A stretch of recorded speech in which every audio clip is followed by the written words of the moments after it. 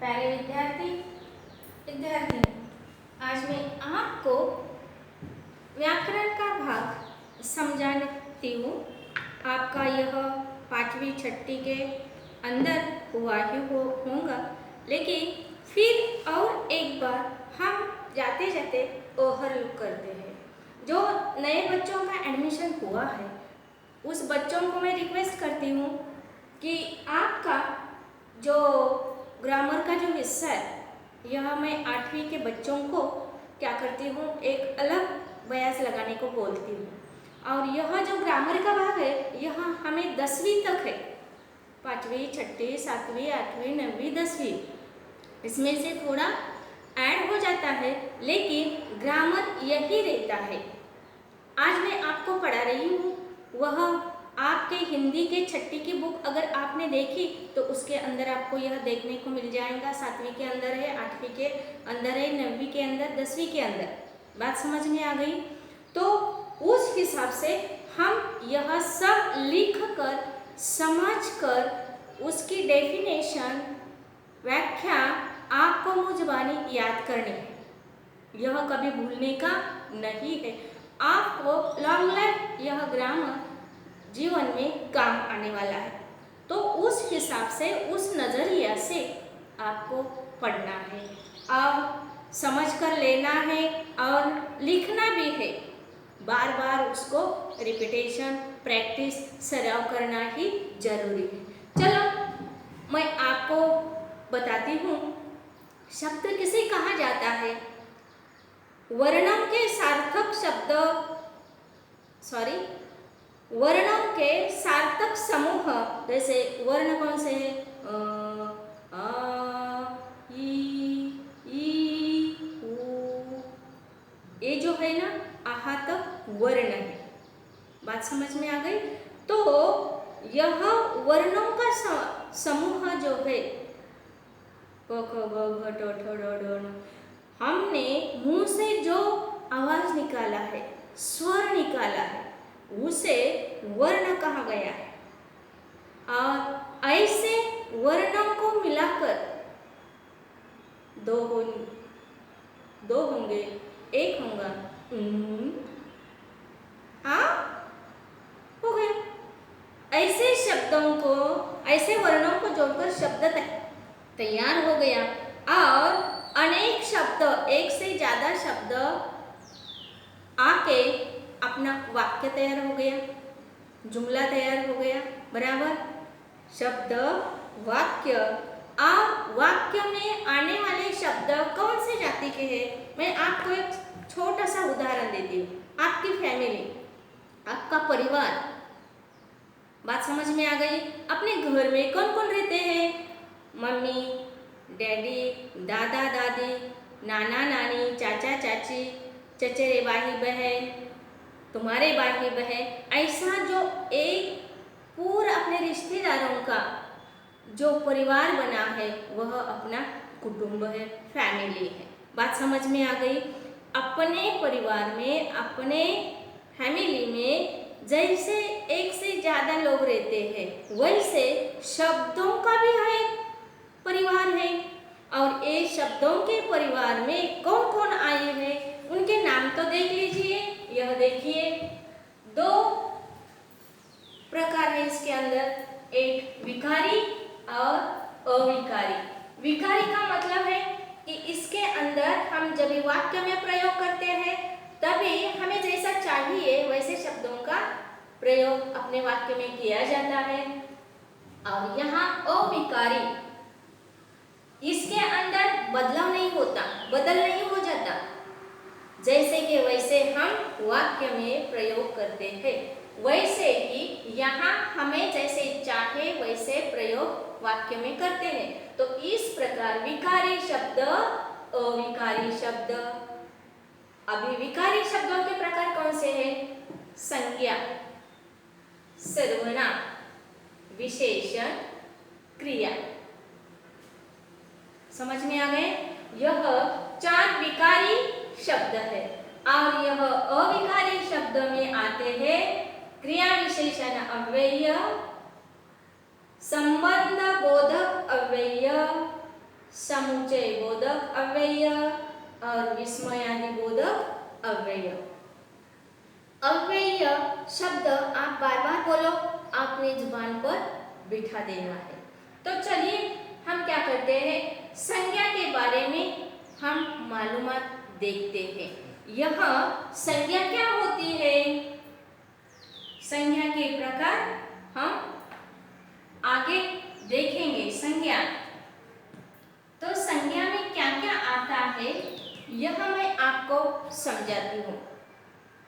संज्ञा किसे कहा जाता है, जिन शब्दों के स्वरूप में, जिन शब्दों के स्वरूप में लिंग, वचन, क्रिया और कारक के अनुसार जहाँ परिवर्तन होता है उसे अर्थात क्या कहा जाता है, विकारी शब्द, सव्यय, अव्यय, ऐसा ही शब्द यहाँ आता है।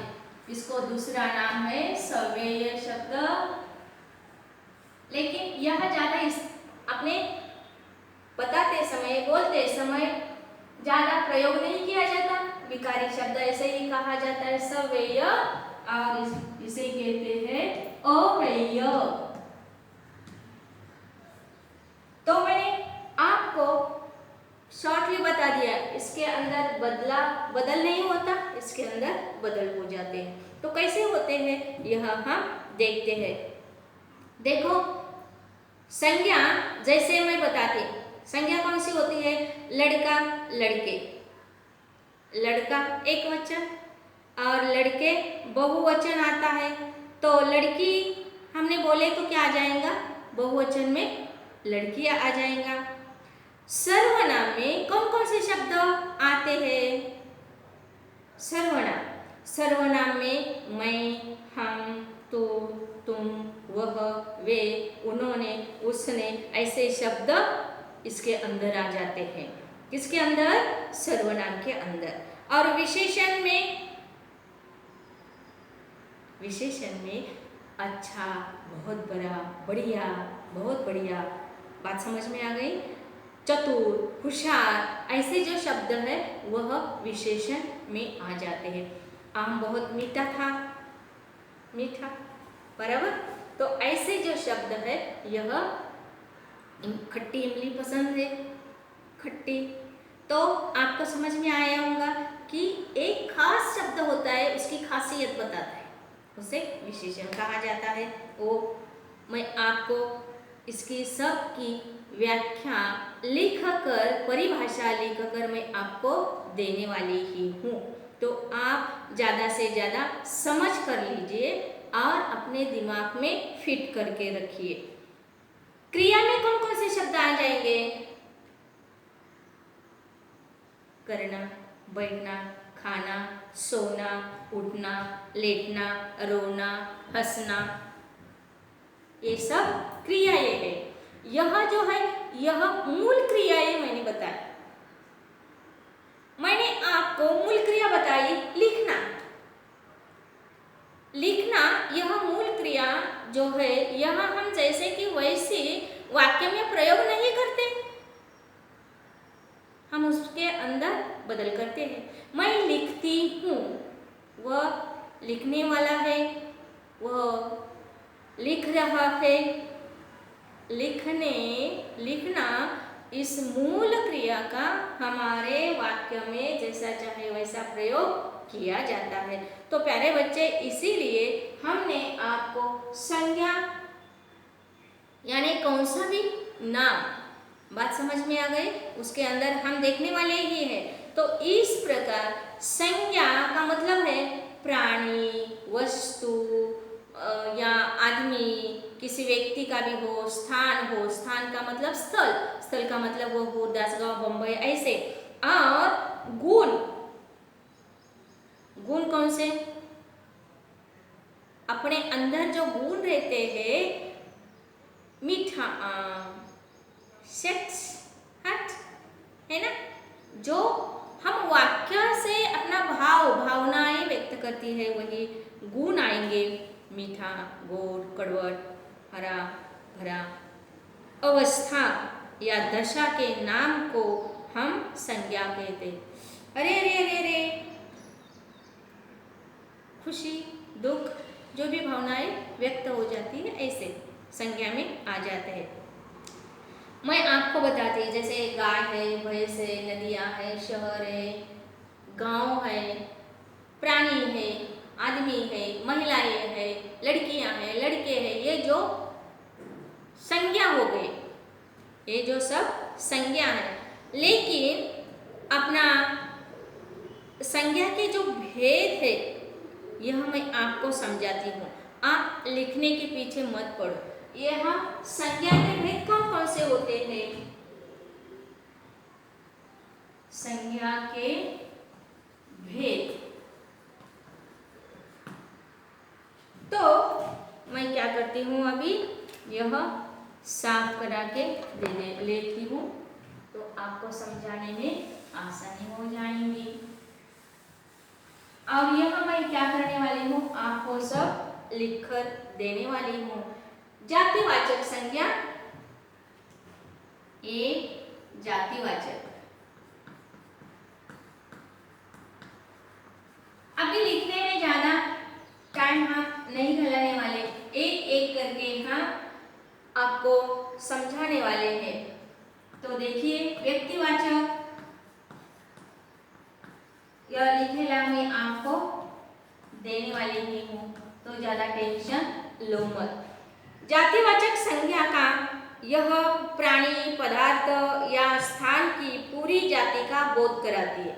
जाति पक्षी है, प्राणी है, शहर है, गांव है, पत्थर है, यह जो बताने वाली जो संज्ञा रहती है उसे जातिवाचक संज्ञा कहते हैं। जैसे मैं आपको एक एग्जांपल बताती, पहाड़ पर पेड़ है और पेड़ों पर पंछी बैठे हैं, ऐसे उदाहरण इसके अंदर हम बता सकते हैं। जातिवाचक में क्या जाएगा, इस संज्ञा से किसी विशेष व्यक्ति या प्राणी या वस्तु का बोध हो जाता है, वह व्यक्तिवाचक या हो जाता है।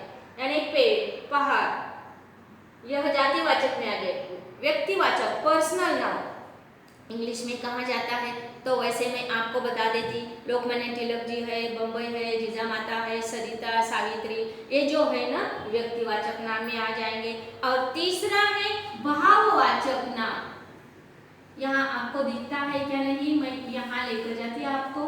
तीसरा भाववाचक संज्ञा।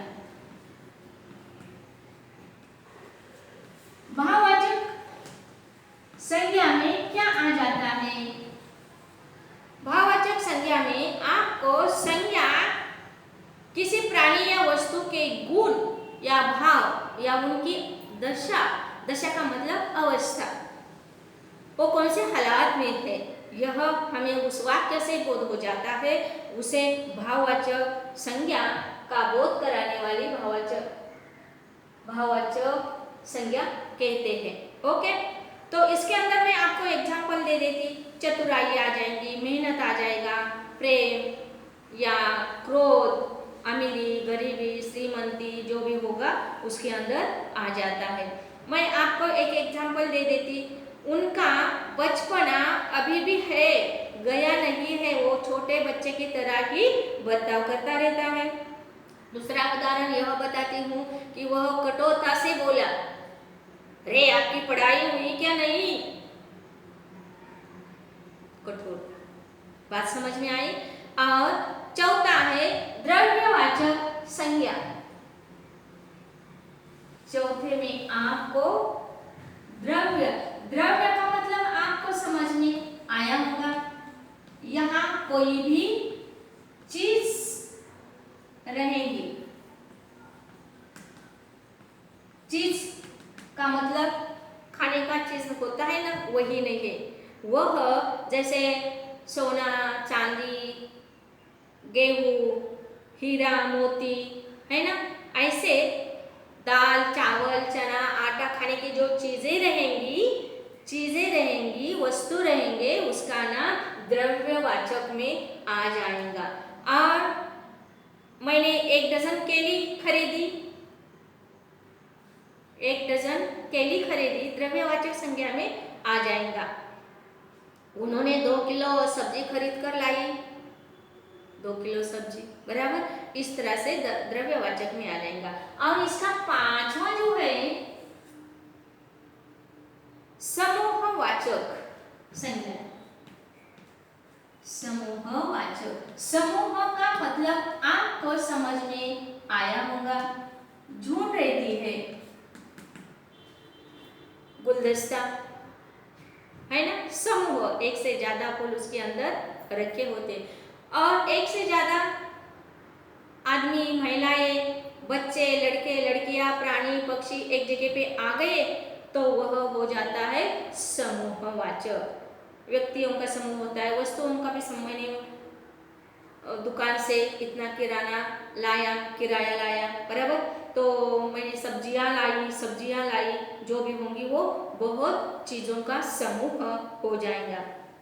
जैसे सेना में फौज रहती है, भीड़ रहती है, या झुंड रहता है, गिरोह रहता है, गट्ठर, बंडल, पेपर का बंडल, बैजों का बंडल, ढेर राशि, बराबर, बहुत सारे चीजें, गड्डी, मेथी की गड्डी, सब्जी की गड्डी, बराबर, ये जो रहती है ना, ऐसे बहुत सारे शब्द, यह समूह। इसका मतलब समूह का मतलब है एक से ज्यादा चीजें जिसमें आ जाती है, वह हो गया समूह। तो इस प्रकार मैंने आपको यह कौन कौन से बता दिए हैं, बोलो। पहला कौन सा आएगा? संज्ञा के भेद में जातिवाचक संज्ञा, व्यक्तिवाचक संज्ञा, भाववाचक संज्ञा, द्रव्यवाचक संज्ञा और समूहवाचक संज्ञा। इस प्रकार हमने संज्ञा के 5 भेद देखे हैं। तो भाववाचक संज्ञा बनाना या पहचानने में आपको आना चाहिए। तो मैं आपको यहाँ बता देती कि यह मैं अभी साफ कर देती।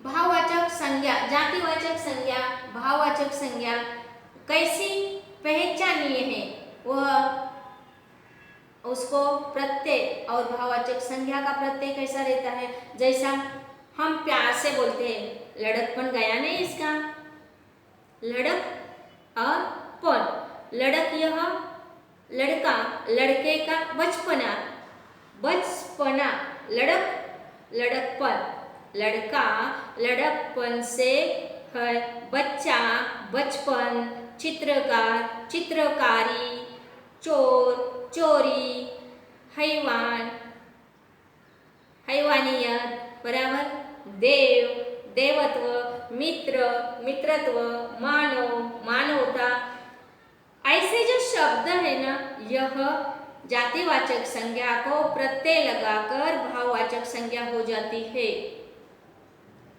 जातिवाचक संज्ञा में लड़का और उसको लगाया पर, यह प्रत्यय, भाववाचक संज्ञा तैयार हो जाए गई, लड़कपन। बचपन, यह हो गया जातिवाचक संज्ञा, उसको पन लगा दिया तो बचपना हो गया। ऐसे कुछ शब्द हमें ढूंढकर लिखने के हैं। और विशेषण तैयार करते वक्त उसको प्रत्यय लगते हैं। बड़ा, वाह वो बहुत बड़ा ही मार रहा था, बड़प्पन, बड़ाई, ऐसे शब्द तैयार होते हैं। ऊंचा, वो ऊंचा, ऊंचाई, ऊंचा ऊंचाई, आई यह प्रत्यय लगा। सीधा, सीधापन, पुराना, पुरानापन, कठोर, कठोरता, कोमल, कोमलता, इंसान, इंसानियत, यह प्रत्यय लगते हैं। ऐसे विशेषण के भी प्रत्यय है। प्रसिद्ध, प्रसिद्धि, उन्नत, उन्नति, उसके बाद उचित, औचित्य, ऐसे शब्द तैयार हो जाते हैं। मीठा, मिठास, बराबर। तो इस प्रकार यह भाववाचक संज्ञा कैसी तैयार हो जातिवाचक संज्ञा को प्रत्यय लगाकर भाववाचक संज्ञा तैयार हो जाती है। विशेषण को प्रत्यय लगाए तो भाववाचक संज्ञा तैयार हो जाती है। विशेषण को प्रत्यय लगाया तो भाववाचक संज्ञा तैयार हो जाती है। इतने एक दूसरे को जुड़े हुए है। जैसे बच्चे अपने माता पिता के ऊपर डिपेंड रहते हैं, उनके माता पिता के ऊपर, दादा दादी के ऊपर, बात समझ में आ गई? वैसे एक दूसरे के ऊपर यह शब्द डिपेंड रहते हैं। मैं यह सब अच्छी तरह से लिखे ले फोटो आपको भेजती, आप यह अच्छी तरह से अच्छे हस्ताक्षर में लिखकर अपने नोटबुक में लिखकर रखिए। खाली लिखने का है इसलिए मत लिखो, अपने काम के लिए लिखना जरूरी है।